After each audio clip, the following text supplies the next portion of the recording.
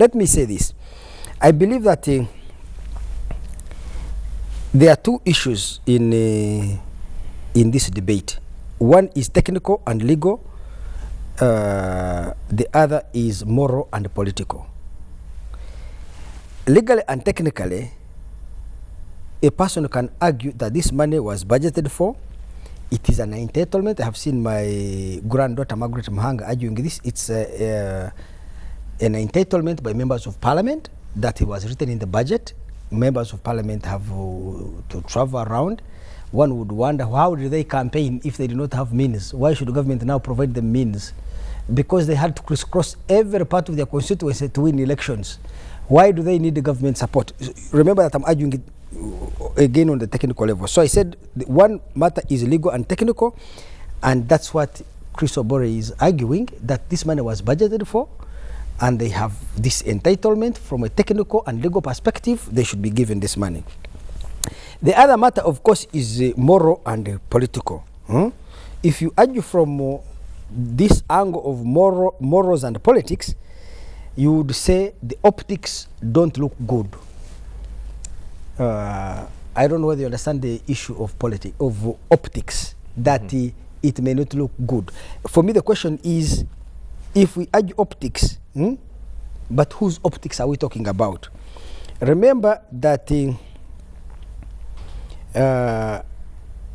we have we have a conflict in a society like Uganda.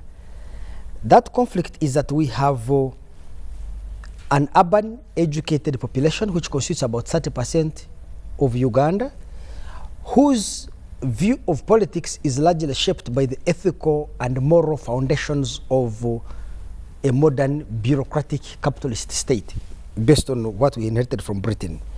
The other public we have is ordinary Ugandans, less educated, or we can say semi-literate in rural areas, who are peasants.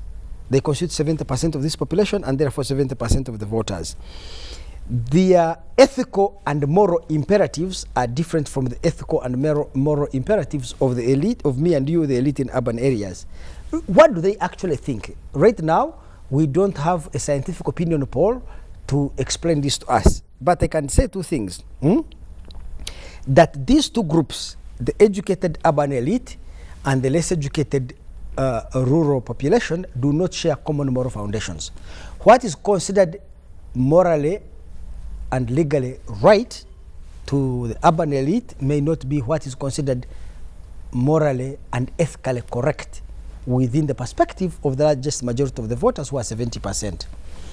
And I think that is the contradiction that Uganda faces, that we have the moral and ethical imperatives of the state inherited from our colonial background from the British, which conflict with the moral and ethical foundations of our people who are based in rural areas. Surely, let me ask you guys, if we were to ask an ordinary man in Masaka, or in Pongduong, or in Kanyandahi, where I come from, should an MP have a car? What would that person say?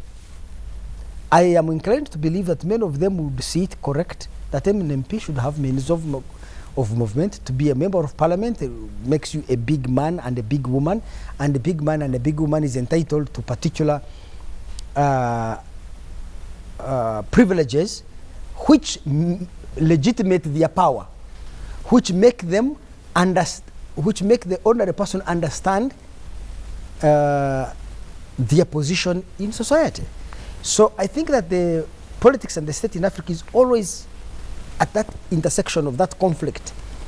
What is morally right for an urban person who has been exposed to the ethical and moral foundations of a modern state may not be what is morally right for a person in the rural areas. Now, let me come to the second point of a practical nature. It is very difficult for me to make a judgment on a matter like this, because I ask myself, the people, the members of parliament who pass this money, their jobs depend on the patronage or the support of the ordinary voter. They are the ones who have to interface with the voter every 5 years. If the voter is unhappy with them, they are the ones who lose their jobs, not me and you. So because they're the ones closest to that voter, I think that the actions are more likely to reflect the interests beliefs and the moral convictions of the voter than me and you. Why do they vote for cars? Because remember, we are in a very bad situation. We have COVID restrictions where many people are at home and they can't move. But who are these people who are at home and can't move? Because for most Ugandans, 70% who live in rural areas, they depend on their garden for food. They don't depend on the market. So the people who depend on the market may be the ones who are suffering the consequences of these restrictions, and those may constitute maybe 10% of the population. Because I'm sure that 10% of the people in these urban areas are middle income and high income people who can still survive. But the most Ugandans in rural areas are not affected because they don't depend on the market for food, they depend on their gardens for food. So it is possible that these MPs are able to read the public mood better than me and you. Remember, I'm speculating because I don't have any scientific data. They're able to read the public mood better than me and you, and I am inclined to trust their judgment than the judgment of any journalist, political pundit seated in an air-conditioned office or studio like this and making an argument. You see my granddaughter there? She's a member of parliament. Her job depends on the next 5 years she has to go and seek approval. So let me criticize my own argument in order to conclude what I'm saying. What we have noticed in Uganda is that we have a high anti-incumbency bias. That in every election, about 2/3 of members of parliament are not returning. In the last election, we had about 465 members of parliament, only 107 were re-elected. Did you know that? Yes, I know. So, which shows that the Ugandan public also makes a judgment on their performance, and in every 5 years, in this case, almost about 80%, were told that you did not perform very well, according to our understanding. So, if these members of parliament behave like this, perhaps because they already know that the ordinary voter is so hostile to incumbency that it doesn't matter to them. They can go against the moral and ethical foundations of the voter because they don't trust that the voter will reward them anyway. They may not buy the car, still they will not be voted. Okay. I want to bring the economist at the tail end of this round because I want him to have a larger view of our thoughts. So I will bring in Sarah first, who is joining us through Zoom. Sarah, are you online? Hello, Sarah. Yes, Charles, I'm here. Good. Sarah, you have heard what Andrew and the other colleagues here say.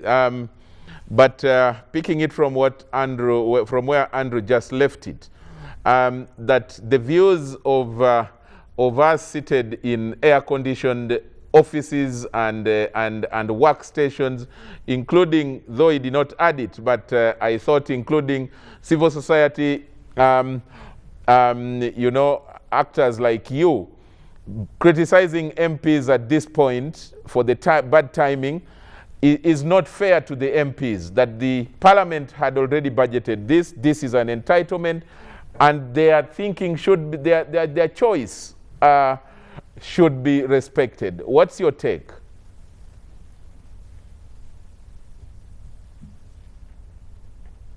Sarah?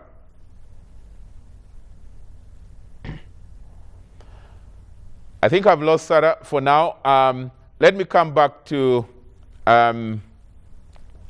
Muhumuza, your bird's eye view of the discussion that is going on so far. Yeah, thank you, Charles, and the panelists. It's actually a question of a bird's eye view, because the bird must stand up there and take a broader look. And I see a lot of issues that need to come into discussion. Chris Obore clearly put it, where is the clarity? Even as we say 200 million for MPs' cars, was it even about cars? If it was about cars, why did ex-officials receive the money? Because a number of these ex-officials already have official cars that bring them in. But even when you hear the accountability that comes with it, you do not have even to bring a receipt to show that I bought a car worth this much. And some MPs have already said, I'm not going to buy the car, but I'm not also going to bring back the money. Others have said, I'm going to buy an ambulance for my constituency. So you clearly see that I think there is a need for clarity. What is this money about? We may not want to tie it to cars, and I think we need to clear that at policy level. I know there is what usually sometimes is called a settlement allowance. When a person is appointed into an office, which office comes with extra costs that they possibly didn't have, then you give them a settlement allowance, and they can begin rent into a house. Our colleague here, you don't have to assume that they were already in Kampala. Some of them are just coming into Kampala, so they will need money to rent a decent house. And after burning their resources in elections, maybe we now need to rebrand that, because the way it was given and the way it is required to be accounted for does not seem to speak to cars. But maybe cars is what it was thought earlier, but it has transitioned into many other things. So you need to be looking at that. Should it have been deferred? Maybe yes, maybe no. It's neither here nor there. But I remember last year we began a conversation with government, really, the Ministry of Finance to be specific, after COVID came in. Because the Ministry of Finance had not even adjusted the budget after COVID came in. Yeah. And we said, you people, you cannot just ignore this reality that a lockdown changes everything. And that requires you to also revisit your budget. They had even still left money, and they were releasing money for travel abroad, even when there were lockdowns, the world over, not just Uganda. They were still releasing money for internal travel, even when there was a lockdown that people couldn't go. So we said, let's reflect some of these. Now, similar as we have seen that come out in this particular budget, as Chris Obore have said, a lot of cuts. We are affecting things that even if you cannot say we sacrificed and were cut, there are things you just couldn't do already out of the COVID restriction measures.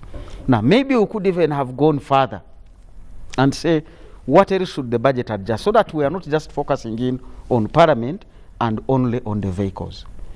Are there other things that government needs to defer in light of this? I was just reading yesterday how Malaysia completely decided, Malaysia and Singapore were planning to build kind of a speed train between their capitals. Now, that train was supposed to be reducing the speed from 6 hours, the time, to 90 minutes. But because of COVID, the $17 billion investment of a speed bullet train has been cut. Now, we need also to go back and beyond this 100 billion and say, what else do we need to defer? What else do we need to completely cancel out of our budget in reflection of this? So the conversation really should go beyond this particular view to say, how should we adjust our budget in light of the lockdowns? And lockdowns are reducing revenues, they are reducing business opportunities, but they are increasing costs both on individuals and also on hospitals. But also, even as I've had conversations of saying, well, the money should have been given to the Ministry of Health, we already have questions on how the Ministry of Health handles money that it receives in implementation of the COVID issues. So the cost benefit also does not justify where it should go and where it shouldn't be. So I think for me, it's like you go to a doctor and you say, I have a temperature. The doctor does not just end on the temperature. It can be a bacterial infection, it could be a malaria infection, it could be anything. He does a thorough diagnosis of very many things about you. Your stool, your urine, your blood, your all sorts of things. And eventually he might even hold you and say, man, you're not even going back home. What I've discovered is massive. Boils. So as we said in the financial crisis of 2008, let's not lose an opportunity of this crisis to open up bigger things.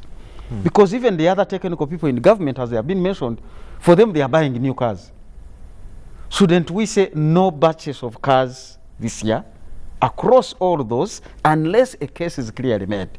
Maybe some of the members of Parliament could have said, fine, for me you can defer, because others really need the cars. But there may be others who may say, I can wait, because after all, as we've said, it's an entitlement. And it runs for the next 5 years. Some can say, fine, you give me mine next year, give me mine the other year. I still have a car that can serve. So we lost an opportunity for a conversation, but I think we shouldn't lose that opportunity to further the conversation and broaden it to address what are the COVID effects on the economy and how do we address them. Chris has raised his hand. Let you come in. what, and then I will bring in Yes. Abel with another question. I would like to agree with the submissions of both Doctor and our grandfather, Andrew. But I also want to put some additional explanation on how we debate public affairs as a country. Yeah. One, the issue of members of parliament, really, like I submitted before, it's about us failing to do a diagnosis. And therefore, the elites and the academia and the civil society find it easy.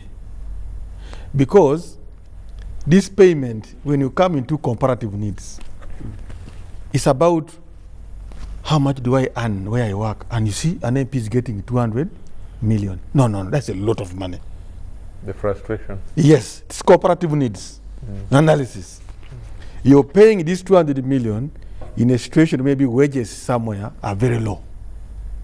So somebody has not conceptualized the duties of a member of parliament, and then he says they are getting a lot of money. So there is that also, that aspect as well. But until majority of them, even the last parliament, what they were before they came to parliament, along the way they said, what did I come to do here? You mean it's like this? That is a testimony, and that is it. Because once the journalists speak the 200 million, the signal out there to an economy where not many are earning 5 million, really people deserve to be angry that these guys are taking a lot of money. But they have never understood the burdens that come with the 200 million. So we need to understand that the nature of public policy issues, in most cases they are fuzzy and very difficult to define. Each one defines it the way they perceive it. So that itself is a dilemma to the policymakers for a country. So we need to be fair when we're analyzing them. The second aspect is public policy is about trade-offs.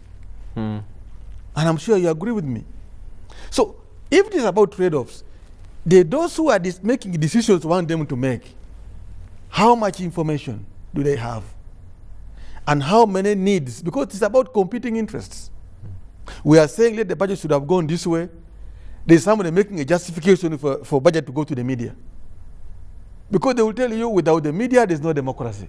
There's another one who's saying if you don't put money into agriculture now, we're going to die of hunger. Genuine. As of now, as we speak, the biggest danger actually is the people in the countryside are crying over unreliable weather for their crops. They have lost crops. There's going to be a problem. Now, but the person in town is seeing something different. So that is why policy making is a cyclic process. Yeah. It is a back and forth, an iterative process. If we appreciate like that, then we are able to create clarity we're talking about. The other aspect of also is in public policy management, you have to create a problem to solve a problem. There can never be an end to problems of public nature. If we all agree that, then we are able to try to estimate the degree of the problems we have. Unfortunately, most of the commentaries assume, okay, President Museveni is the president, so-and-so is the Minister of Finance, they must provide this. And I'm sure as an economist he knows, before you ask, you must earn.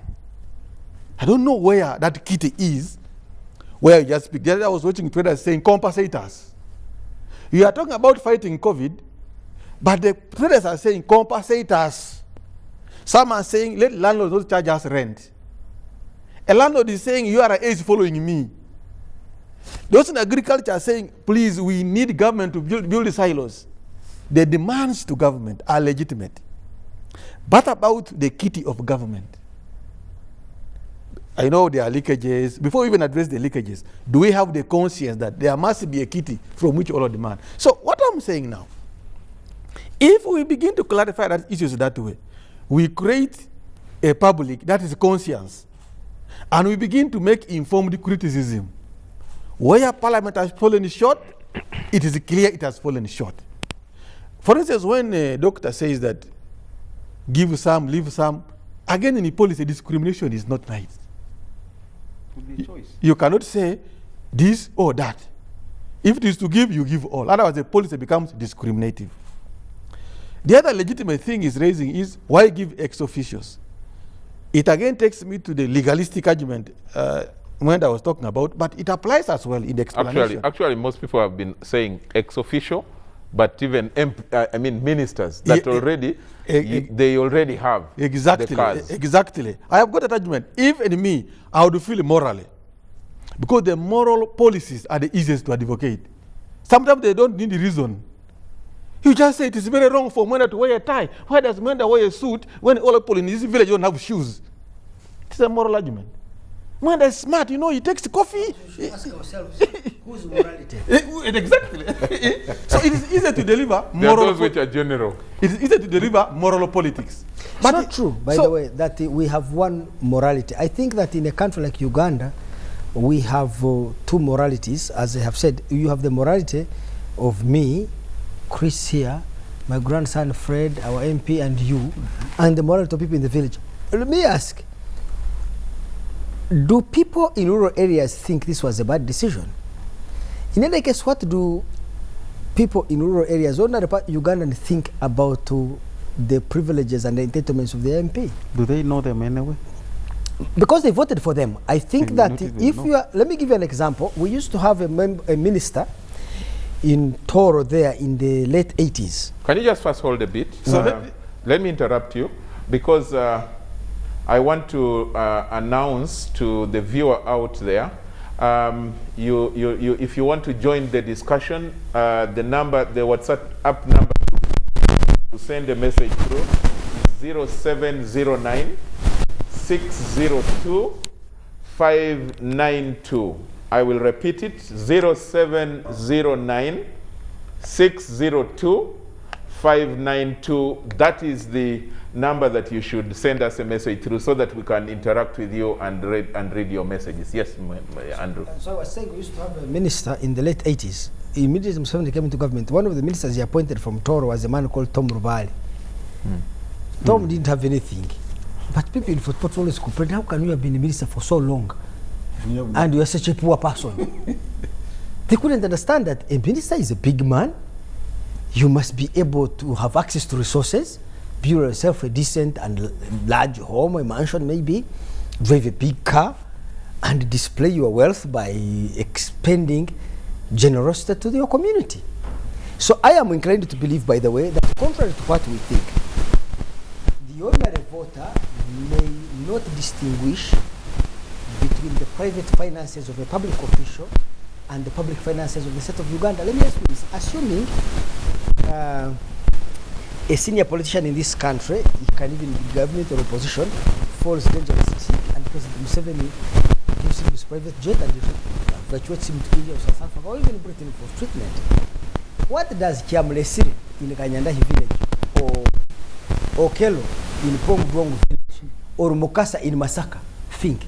Would they think Museveni has acted incorrectly? Because I'm inclined to believe they say, omusajja ngali nekisa, omusajja ni mbabazi in Rutoro, or whatever they would say naturally, that this man is a kind man.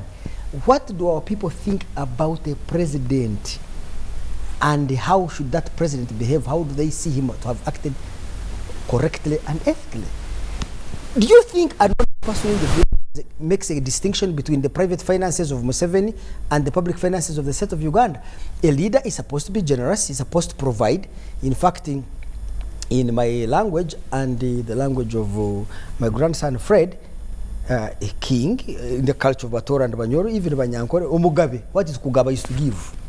Even when we say Omugabe in Ankole, a king is a person who gives. Omukama, Ainura Abantu, meaning he gives people. So I think that our countries and our populations face that serious contradiction between the moral foundations of the state that was constructed through colonial conquest, the modern state, and the moral foundations of our people and what they expect of their leaders. And we elites who sit on the televisions, who speak on Facebook and tweet and appear in my great-grandson Sarah Birete, Granddaughter. No, she's my great-granddaughter rather. My great-granddaughter, All these things we argue, really, how consistent are they with the people? Because the first article of the Uganda's constitution says the people are supreme. If the people are supreme, we must ask, these people who are supreme, are they univocal? And what do the vast majority of them think about the behavior of public officials?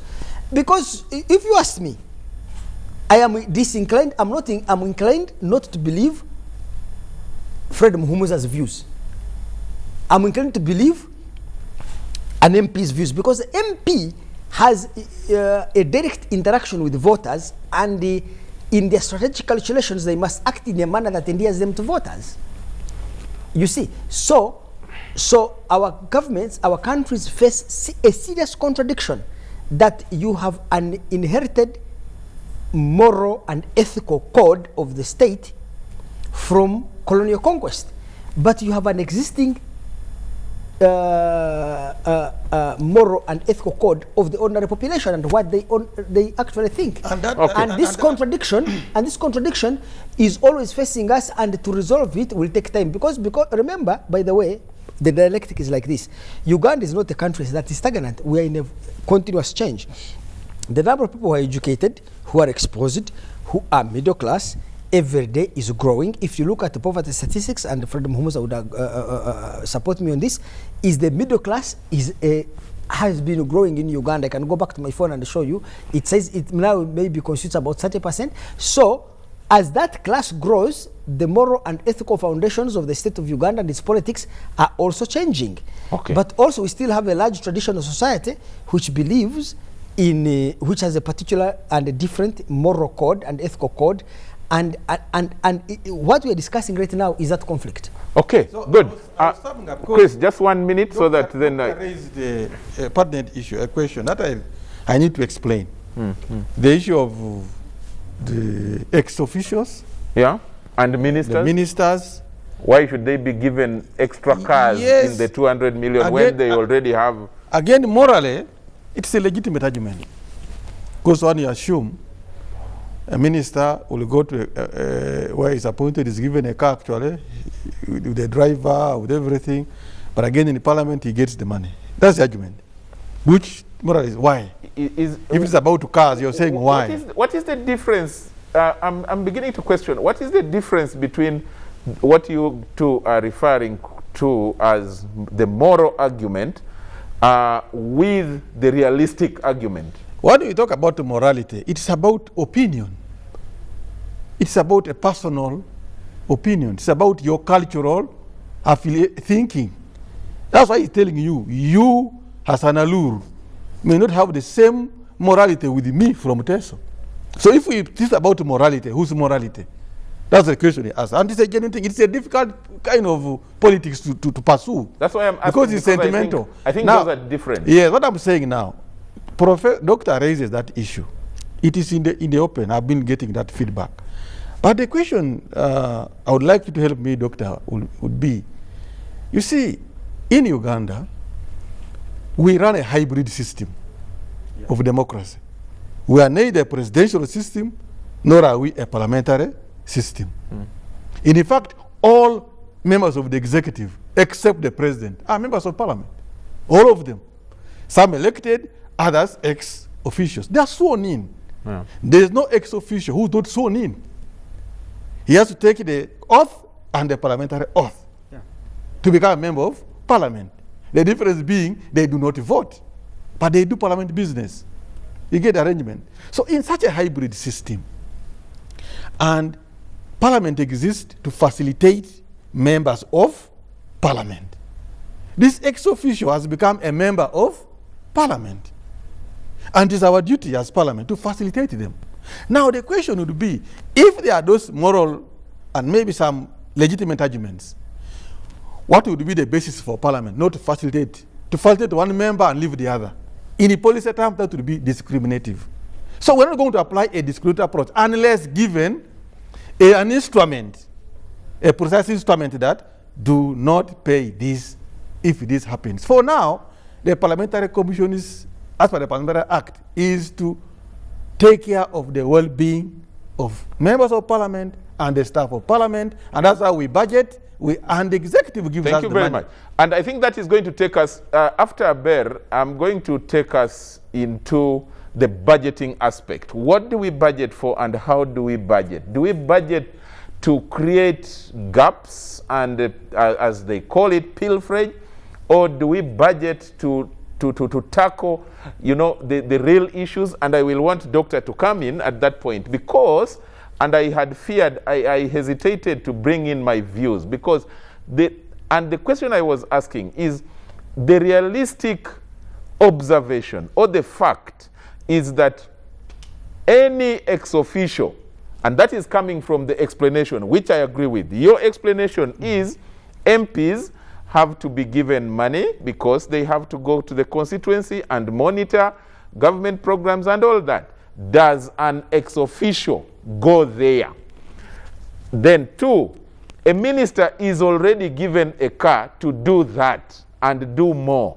So isn't it an addition, which then may make someone reasonably to again ask and make a rejoinder that actually perhaps the money is not necessarily for going to the constituency, it is one of those additional packs.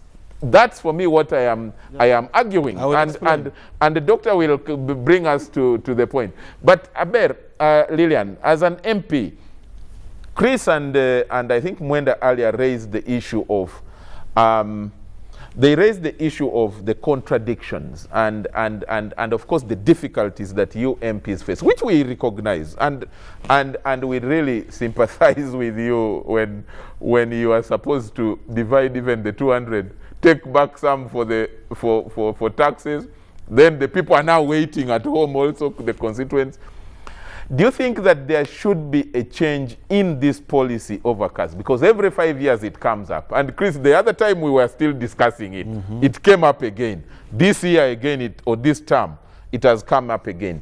Do you think that time has come that you can make a policy and say, one, this money, buy us cars, or stop it, like you stopped Constituency Development Fund, which one was stopped and cut and scrapped and something like that because of this kind of complaints. And now the MPC demands from the constituency. They want to bring it back. CDF. Yes. Kenya has kept theirs, though they have just increased it. Yes. Yes. So what do you think in terms of the policy?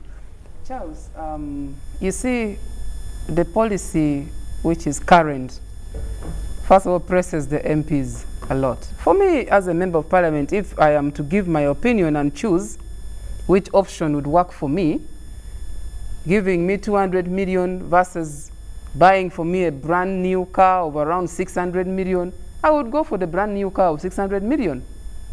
Because anyway, we all know that there is a certain mileage that if a government car is driven up to a certain mileage, I think around 20,000, you are supposed to, dispose it. And I can assure you that mileage will be hit within 2.5 years by members of parliament. Therefore, if you are to go by procuring a car, then government has to plan for over and above what they are giving the members of parliament now. And procure, first of all, a certain standard of a car, based on the road networks, based on the distance, and that will definitely be something more expensive, but it will work for a member of parliament. As I noted to you earlier, is that the money that we are talking about, which is being flushed out there, 200 million, it's a whole lump sum money. Just like if you say Mr. Charles is being paid probably 16 million, that's just an example. I'm not sure about your salary, just a disclaimer. But it's just maybe probably gross. When they cut it off, the net will come to a lower amount of money. The same thing I talked about, the issue of the taxes. You talk about 200 million, but when you go to buy a car, you will be forced to buy a second-hand car, used, which you will pay. If it's a moderately a good car, it will be around maybe 80 million or 90, then the tax will chop around 100+ million. So for me, as a member of parliament, if we decide and pass a policy and say we're going to buy you cars and give it all of you, we no longer want to give you money, I'm okay with it. There is no problem with that. After all, this issue of a car, every time people are discussing, there's blackmail on the politicians. You don't know the phone calls. Someone calls you and says, hello, Honorable, can you share with me something on the car money? So you're like, I mean, it's meant for a car. So what do I share with you on the car? You know, and then the issue of morality, Charles, there is nothing immoral at all about the issue of the car. I think I have to put this very clear. We must move. We must come to Kampala, go back to Kitgum, and come and mean business. If you're going to give us a bus and say we start dropping someone from maybe Karuma, we drop the first legislator, then we reach Lango, we drop, then we go to West Nile, by the time we reach Kitgum, if that is what works. So I mean, I think we need to shape the discussion the right way. I have issues sometimes with the elites. We sit and bring in criticisms, but we don't look at both sides of the story. Mm-hmm. And these cars, by the way, you can't even use for 5 years. You will drive these cars, 3 years down the road, the cars are broken. My brother here, he said I should call him the big old man of the clan, my grandfather. I don't know which clan. The African clan. I don't know which clan I'm supposed to look at. But I just need to talk about the issue of the campaigns. You see, the period of a campaign is a very short period. We can't even borrow a car. There are even people who will just offer you a car and say, oh, you can drive because we believe in you, you'll be a good leader. I can give you my pickup. But you can't say, okay, since you borrowed me a car during campaigns, let me now use it the entire time you're in Parliament. Parliament is 5 years. Campaign time can be around 2-3 years, 2-3 months, and you are done with the election. So we cannot argue and say, probably there are MPs who may require the cars, there are those who don't require a car. We just have to look at what is an entitlement of a PS in this ministry. A car, probably, and maybe fuel. And you know these cars, you don't even budget for the fuel. You don't budget for the cost of a driver. I have to pay the driver from my money. I think really the MPs are being very understanding. Charles, you need to be our advocate here, and I think my fellow panelists, you must really give credit to MPs that these people are really being Ugandans.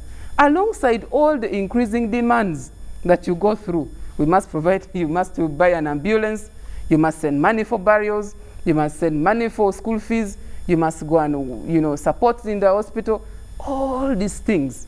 You must buy coffins. You must buy coffins. Pay fees. And then when we are doing all these things of buying coffins, buying funeral this, expenses, wedding expenses. then when they give us a car, boom, that money is too much.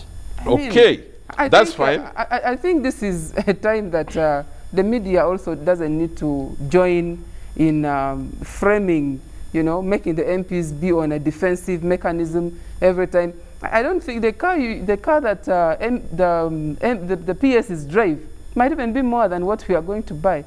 So I think the issue of the car, let's all agree. If we put in the floor of Parliament or we raise it as an issue, we need to discuss and agree, we can take cars which are provided by government and we are comfortable with it. Okay, someone called one of our colleagues, Sarah. Sarah has sent a message that the technical team tells me the line is not very clear. So she said, Charles, these are my views. It is important to facilitate MPs to enable them execute their mandate of promoting constitutional governance and oversight functions against by the executive, but as a country, we must cut our coat according to our cloth. Facilitating MPs must come with the balance of priorities of the people they seek to serve. So the questions that I ask in this debate, that this debate must address are, 1, what are our top priorities as a country today? 2, how should they be addressed? 3, what are the best options for facilitating MPs when it comes to transportation, COVID or no COVID. And then she says, she has examples. She says Sri Lanka gives MPs duty-free option on purchase of vehicles, whereas Ghana gives them a car loan payable during the parliamentary tenure. With our resource envelope and the challenges of increasing public debt, COVID pandemic, and biggest size of parliament, how best should we facilitate MPs to do their work? We should give them soft loans payable in 5 years through automatic salary deductions. And then she says, finally, ministers, they are already facilitated. As for ministers, they are already facilitated by the same resource envelope with an official vehicle and a pickup for home use. This is not sustainable because it is double facilitation by the taxpayer. Now, as we go for a break, Andrew and Chris, someone called George Arali says, please, I request Chris to promise that he will periodically publish the movement maps of MPs now that the vehicles will be trackable and, with the vehicle type 2. 2, to Mwenda, please, Andrew, persuade yourself that you cannot speak for the rural people. You are very different from them. And also do not underestimate their intellect or moral standards. Sorry. There are over 400 messages that have come already. But let's take a short break. When we come back, let's now feel free to interject, respectfully, of course. 1 minute, 2 minutes, so that we can escalate the discussion. But let's take that break now.